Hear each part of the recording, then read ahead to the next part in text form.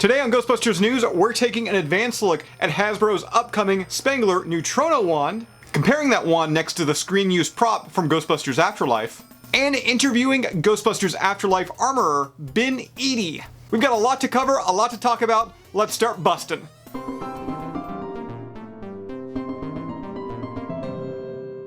Hey everybody, Jason here at GhostbustersNews.com, and as always, Ghostbusters News right here on YouTube. And today's episode is gigantic, if you couldn't tell from that intro. And that's because we're going to be taking a look at Hasbro's upcoming Spengler's Neutrona wand. And let me tell you something, guys. Over the past couple days, I have been playing around with this Ghostbusters Neutrona wand, and you are not going to want to sleep on it. You are going to want to pick one of these up from HasbroPulse.com. The price of the wand is only $99.99, which is a bargain for all the features you're going to be getting, and we're going to show you here today on Ghostbusters News. So at the end of this video, be sure to check out the link right down below in the description. Head on over to HasbroPulse.com and guarantee your very own Spengler Neutrona wand. And I gotta admit, ever since I got my hands on this Neutrona wand, I haven't been able to put it down. I'm holding it right now. Let me just go ahead and flick on the switches here so you guys can see just how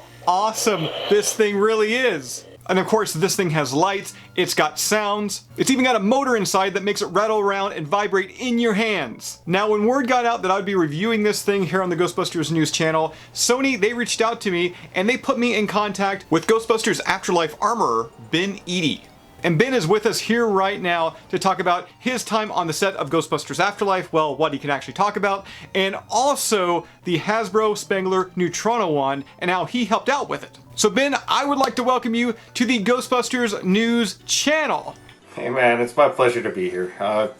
Anything Ghostbusters is like beyond working on the show. I'm a huge fan, so I even watch your podcast, so this works out really well. Now I've got to ask, I've said it already a couple times in this video, without actually really knowing what it means. What exactly is a Ghostbusters armorer? So being an armorer is a bit of a misnomer. So an onset armorer is usually the guy that handles live weapons and that handles explosives and that sort of stuff.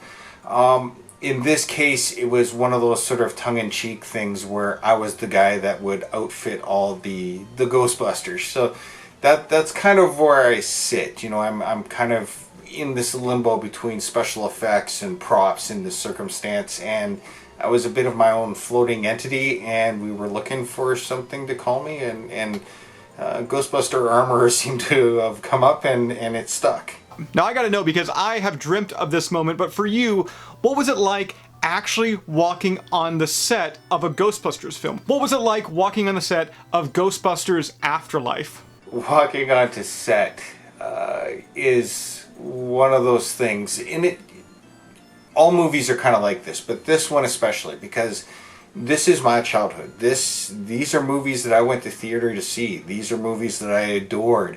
So going onto set, you need to give yourself some time to absorb and what's going on, and not be that giddy kid running around going, oh my god, do you see that? Do you see this? Oh, that's amazing. You gotta show up to set on your own time, get that out of your system so you can be a pro later. So it's one of those things where you got to be careful, but at the same time, it was so exciting. It was so amazing. It was awesome. So being that you were the armorer on set and you were looking after a bunch of the props and everything that was on set, I gotta ask, the very first time you came into contact with like these iconic pieces, you know, the proton pack, the Neutrona wand, did you fangirl a little? Like, did you totally lose it? Because, you know, I would lose it. I would definitely lose it. Yeah. So when things like this show up to a props lockup, especially when it's iconic like this, everybody shows up and they got to see what's coming in. And I was lucky enough to be the guy to open all these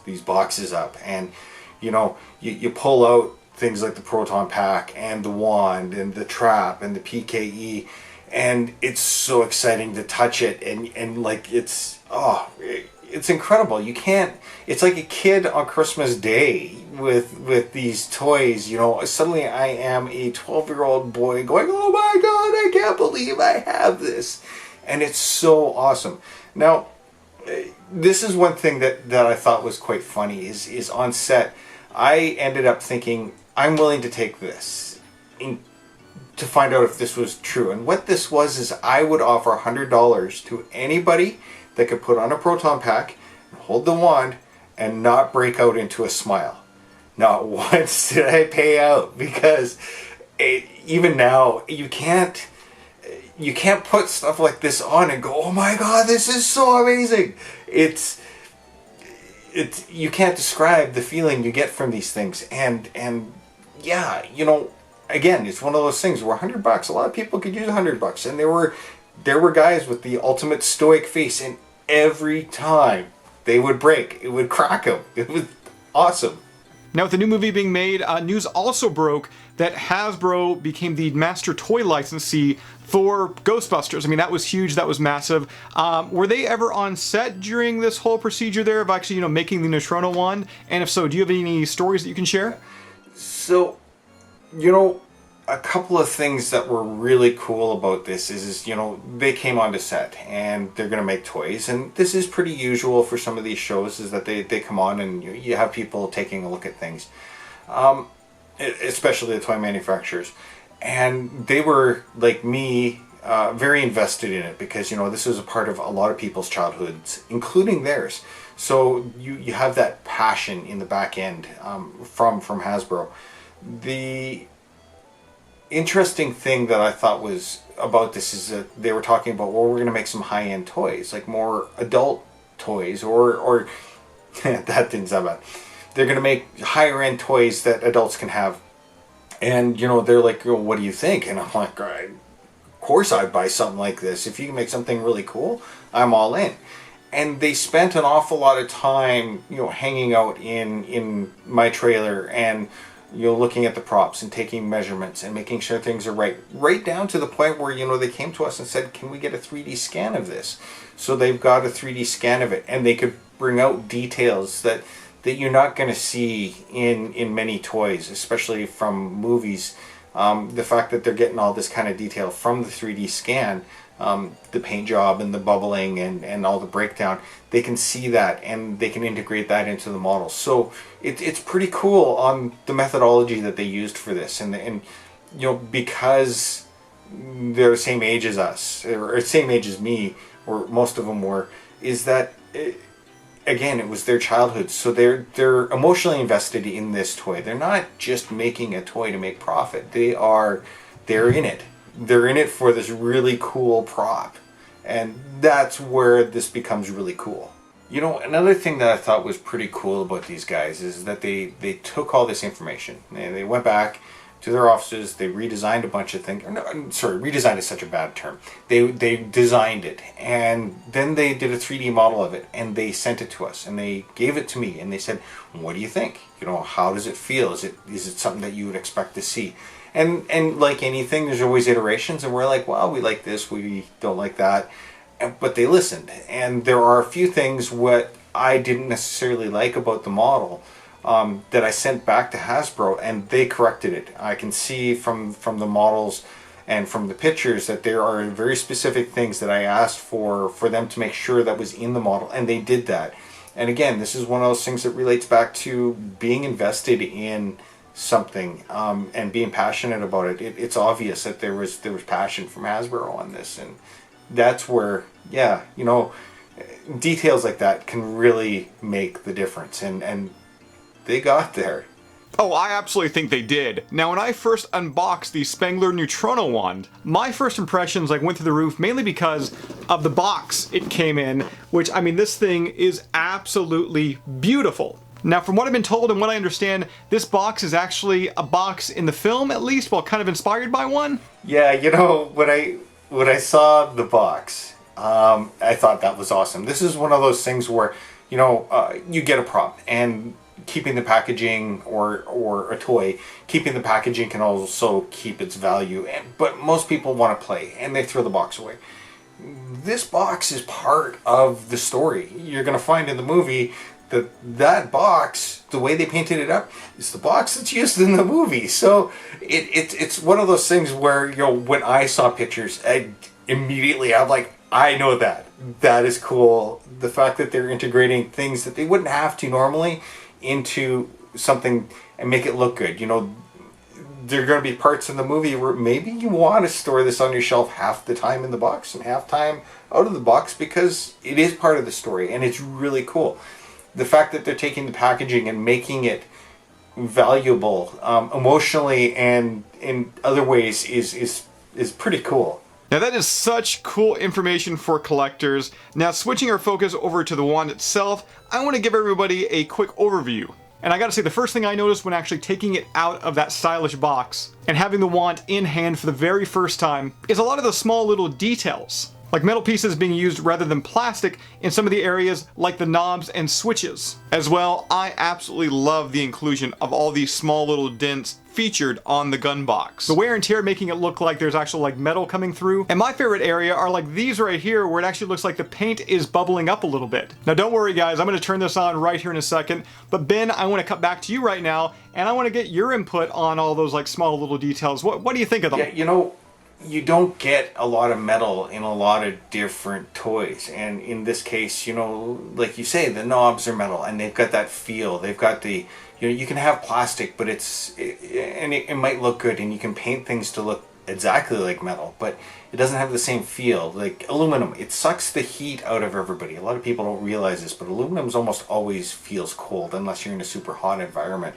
So having knobs made out of metal or steel, as soon as you touch it, you can feel that it's metal because of the temperature or because of the, you know, the heft of it. And those are things that can make or break toys and props, and especially even on set. You know, you have something that looks heavy but is super light. Well, then you can't act with it properly because it doesn't react to the environment the way you would expect it to.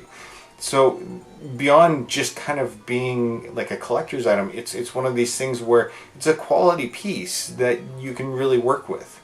And putting a little extra time and effort into things like this, those are the kinds of details that, you know, myself, I love seeing stuff like this because it's the kind of thing that I like to see. Am I everybody else? No, not really, but at this price point, come on, you know, it's pretty cool. You know, you've also got to look at details like you can paint rust and you can have painted sort of bubbling paint, but it's flat, it's smooth, you can't get that feel for it. This is something where you can see that is in there, that's part of the texture, and this is one of those things where if you do a 3D scan like they did, then you can get this information and it gives it a lot more authenticity. It's one of these fun things where, you know, those sorts of details are there, and you know, these are details that came directly from the piece that was on set. So this is like, you know, screen accurate, like as screen accurate as you can get, to the point where, you know, the welds are kind of crappy and there's bubbling paint and rust areas.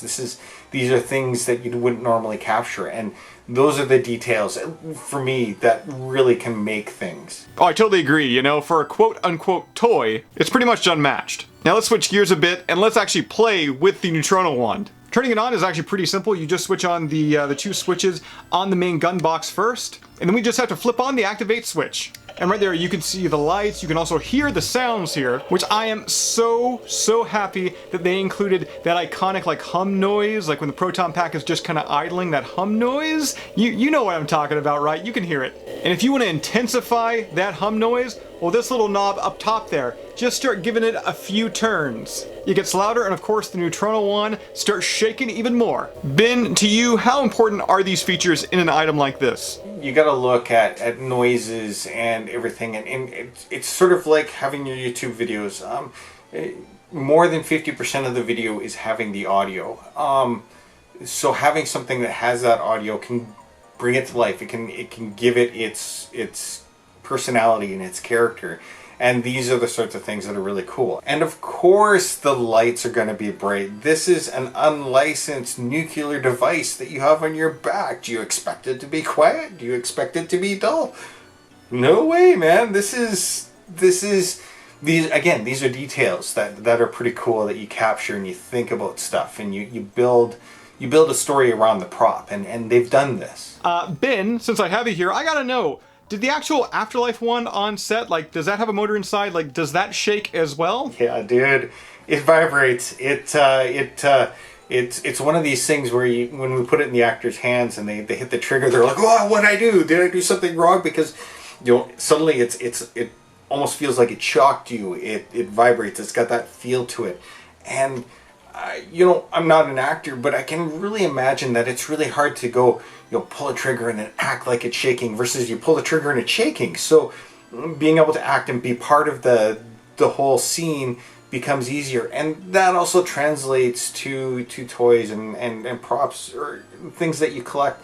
Is you got to look at things like this as they're extrasensory. It's not just visual, it's not just audio, it's not just smell. It can be like the combination of everything. So details of things that vibrate and that blink and things like that really make something come to life and give it a personality, and this is the kind of thing that you're going to get. Now, speaking of that screen-used wand, Eric Reich of Ghost Corps was nice enough to send along these photos and videos of the Hasbro Spengler Neutrona wand next to, well, one of the wands that's going to appear in next year's Ghostbusters Afterlife. And as you can see, for a mass-produced product, and also for this price point, once again, $99.99, available on HasbroPulse.com, I think Hasbro knocked it out of the park here, and their version of the wand looks absolutely amazing. Now, as you can see, the Neutrona wand has certainly seen some modifications since the last time we've seen it in Ghostbusters 2 way back in 1989. As anybody can tell, the grips and the handles, they've changed. We've also seen some overall aging take effect to it because, I mean, once again, these things haven't been used apparently in like 30 years. And even tiny little like new details I'm just noticing, and I'm noticing this on the Hasbro wand, like this wire coming out of the main gun box and going into the front barrel. Now, Ben, you're the expertise here. You've seen, obviously, the Hasbro wand. You've worked on the wand that's going to be seen in Ghostbusters Afterlife next year. How do you think Hasbro's interpretation of it stacks up against the actual prop? Looking at the price point, it's I want to say cheap. It's inexpensive. It's not cheap. And this is kind of like an interesting dividing factor because you don't always get everything, and you're not going to see everything that you want on every toy that you ever get. But in this case, they've done an incredible job at capturing the details, and you're definitely getting value for what you're paying for. It's super fun prop for that. And like you said, this is something that has been used from 84 to 89 in the timeline. And these things will go through iterations, and they will get changed, and they will get beaten up. And grabbing details, like you were mentioning, this one wire that sticks out that isn't part of the original wand. This is showing that, and this is part of the story, and it's really cool. Now, Ben, I do want to touch on the actual bottom of the wand here, because first and foremost, it does have its very own hook here, which is attached just by 2 screws, meaning that if you actually want to attach like a different hook, it's going to be crazy easy to do so. But on top of that, I also do want to touch on like this hook up here, which is typically used for the Ghostbusters to attach the wand to like their actual military belt. But before our chat today, I know you and I were kind of conversing, we're talking, there's also like another reason for this being here. Can you tell us why? Yeah, so this is interesting. You always get these rumors about the props. You contact the people who originally worked with them and the people that originally built them, and even Ivan was on set, and asking him, going like, how are these things dealt with if I'm coming up against a problem? It might have been solved in the past, so let's find out what's going on. And I was told that hook was not for belts, but it was to hold the wand at the right angle, and I thought that was kind of odd. But later on, when we actually started filming, the way the mount works is that you have this folded metal, and it was too tight, so you couldn't pull the wand out very well. So what I did is I took the metal of that mount and I unfolded it a bit so it was looser, and it worked kind of. So what ends up happening is because it's looser, the wand would sit at a bit of an angle. Because it was at an angle, it would jam in the mount, and again, you still can't pull it out. It's kind of jamming. So I'm sitting there thinking, like, how are we going to deal with this? And I noticed this little hook. I'm like, wait a minute. I realized that if you open up the hook a little bit, it would push against the side of the proton pack, it would bring the wand vertical, and suddenly it would come out no problem whatsoever. So what everybody thinks is a belt hook originally was maybe a spacer, and it doubles as a belt hook. It's, you know, these are fun little stories. Now, you know, how true all of this is, you know, I'm not sure, but these are things I'm told on set. I'm sure somebody's going to come in and say that, no, that's not how it all came about, and maybe I'm wrong. But again, this is the story I've heard, and it's the one I kind of like. So, you know, don't always let the truth get in the way of a good story, you know? That is really cool. Now, another thing I actually want to touch on here is to turn the Neutrona wand on, there's actually a bit of a sequence here where you actually have to flip on the first two switches, once again on the main box first, and then flip on the activate switch. Doing it the other way, like going this way first and this way, you can't actually get it to fire or anything like that going backwards. Is that actually accurate to the Ghostbusters Afterlife one, like the actual one used in the film? That is exactly accurate to what's in Afterlife. Whether this was built in or not, I'm not sure, but there is a specific sequence that you need to run to get this thing running. Now, if you look at it from the story point of view, it's an unlicensed nuclear device strapped to your back. There better be sort of built-in safety features of there is a very specific sequence that you need to operate this at, because it's the only safe way to do it. So, you know, in one of those ways, it's annoying.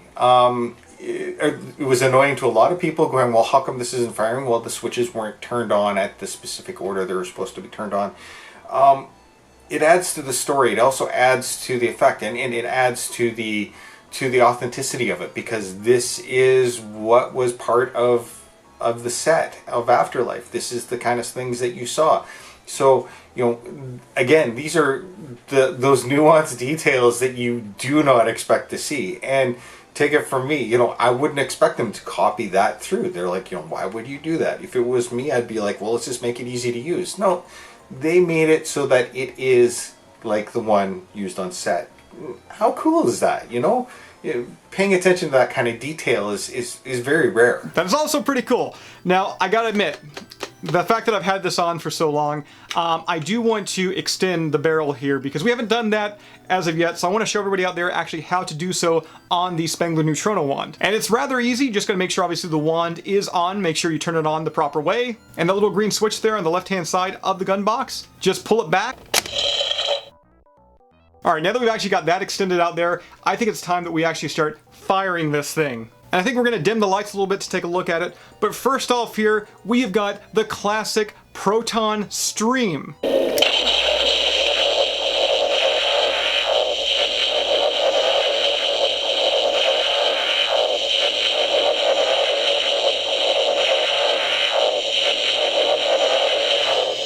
Woo! That right there is just too much fun. Let me go ahead and turn it off here for you and discuss other features when it comes to this one, because it not only does the proton stream, but if anybody out there, and I'm sure there's tons of you out there that played the 2009 Ghostbusters the video game and just recently Ghostbusters the video game remastered, all those upgrades are included in this wand. Yeah, as a bonus Easter egg, Hasbro actually included the Meson Collider, the Slime Blower, and the Stasis Stream. In fact, let's go ahead and show you those all in action right here. First and foremost, we have got the Slime Blower, which you can actually hear the slime kind of churning in the background, which is really, really cool.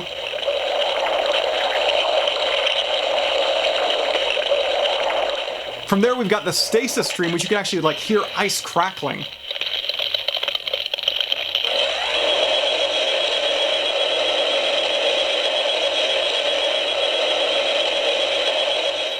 And then last but not least, we've got the Meson Collider.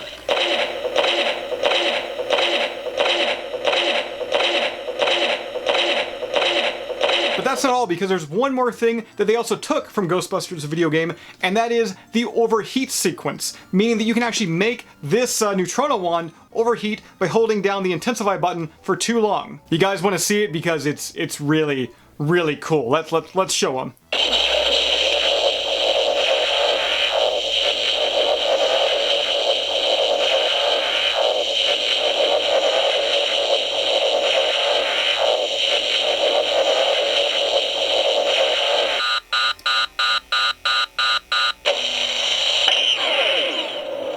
So Ben, I want to know your input here. What do you think about them including, obviously, all those Ghostbusters, the video game upgrades in this Neutrona wand as an Easter egg? And also, have you ever actually played Ghostbusters, the video game?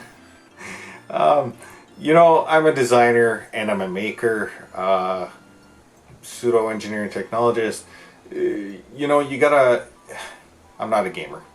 Sorry. I tried playing it. I can't get past the first level. My daughter laughs at me. She helps me through.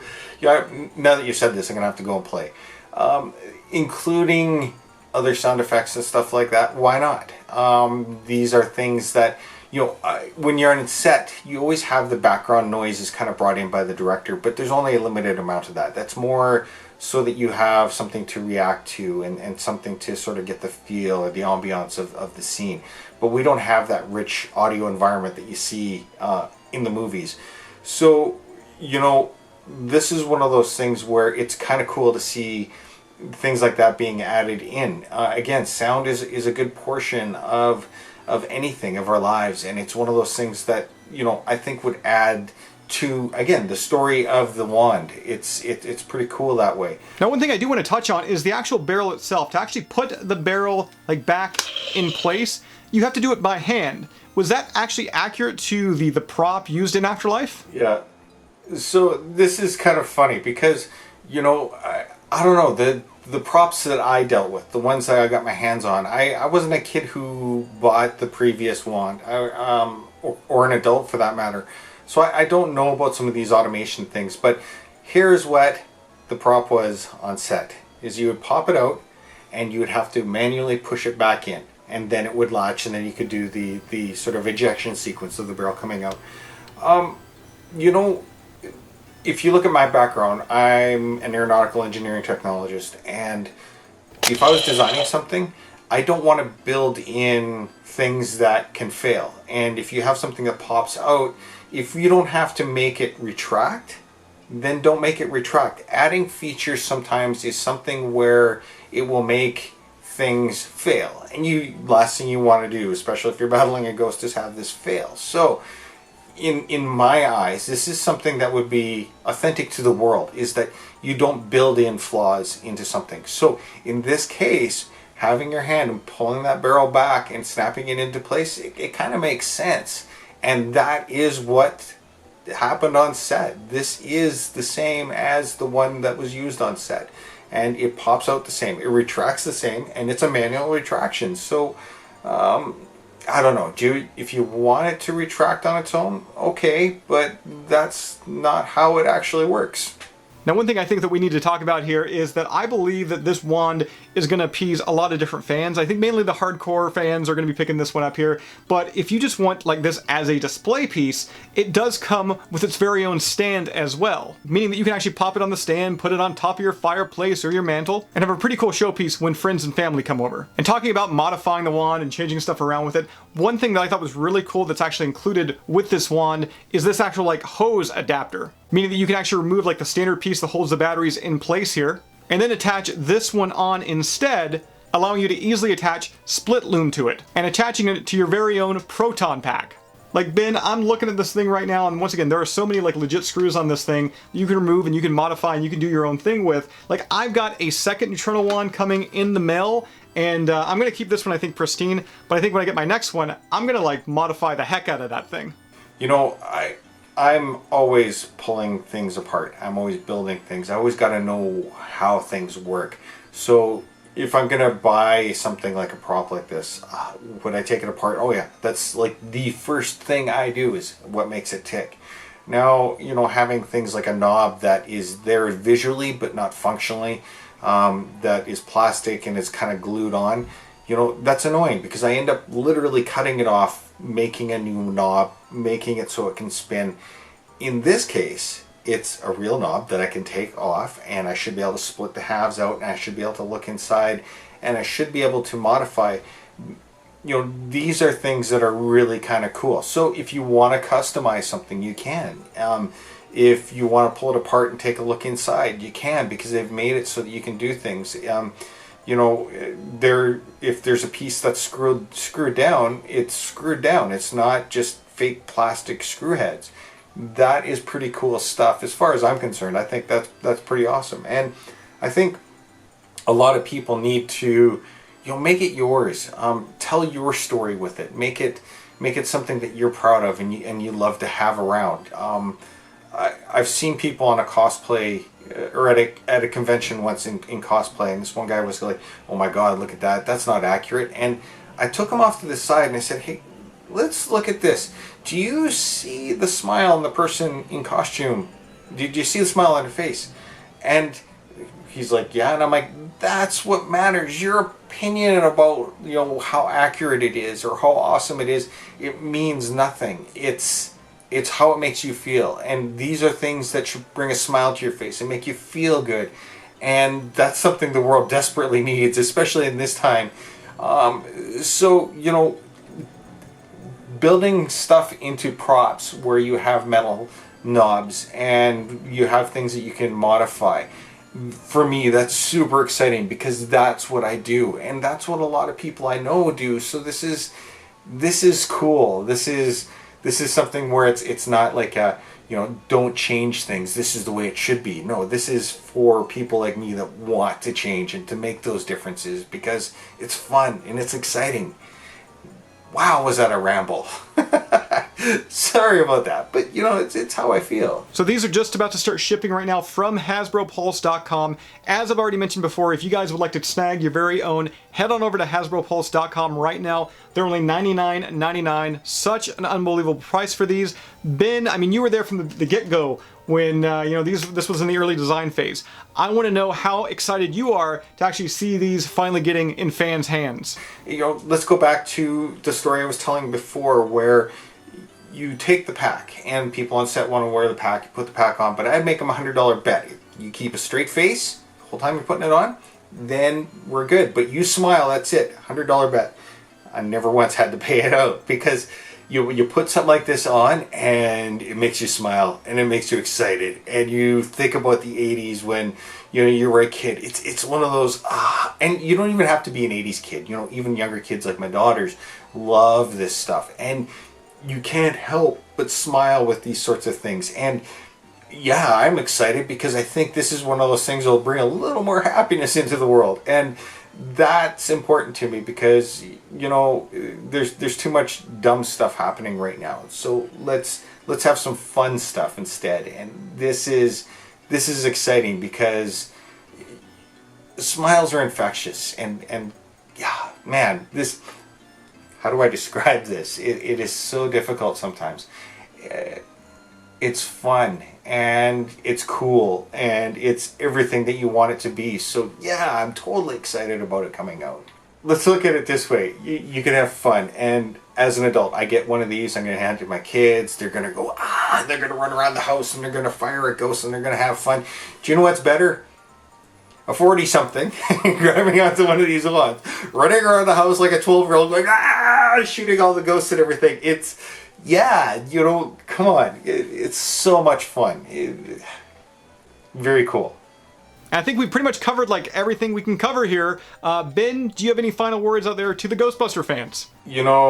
I think everybody needs to have toys. I don't care how old you are. Come on, seriously. This is something that, this is the way I see it. Is I was not sort of emotionally invested as I am in this. I'd be looking at this toy going, is this something I'd want to buy? At that price point, it would make me think, I don't know, is it going to be something that's kind of cool? At that price point, you're getting way more value for it. And I think it looks like it's so much fun. It's authentic. It's got noises. It's got those details. It's modifiable. This is something that, in the end, if I hadn't, or if I don't buy one, I would be disappointed that I didn't get one. So, well, here's your perfect example. I worked on the show. I was working with the original pieces. I'm looking at this and I'm going to buy one because a lot of people think that because you worked on the show, you get a lot of the free stuff. You don't necessarily. So in this case, very good chance I won't ever get one of these handed to me. So what I'm going to do is I'm going to buy one because I want to get my hands on it. It's fun. It'll give me those memories that I want, and it'll be something I can play with and I can modify. So, yeah, you know, I am excited, and I can't wait for it to come out because, dude, I'm buying one, and I worked on the show. So that about does it here today, guys. I would like to thank Hasbro for sending over Spengler's Neutrona wand so we could show it off to you guys. Also, I'd like to thank Ghost Core's Eric Reich, including those great comparisons between the Hasbro wand and the screen-used Afterlife wand. And of course, I'd also like to thank Ghostbusters Afterlife armorer Ben Eadie for joining us for today's interview. And of course, I also want to thank everybody out there for checking out today's video. In closing, you guys are not going to want to sleep on this Neutrona wand. Once again, price point only $99.99, available on HasbroPulse.com. Click that link right down below in the description and guarantee yours right now. As always, if you'd like to stay up to date with everything that's happening within the Ghostbusters world, be sure to subscribe to Ghostbusters News right here on YouTube, and I will see everybody right back here next time.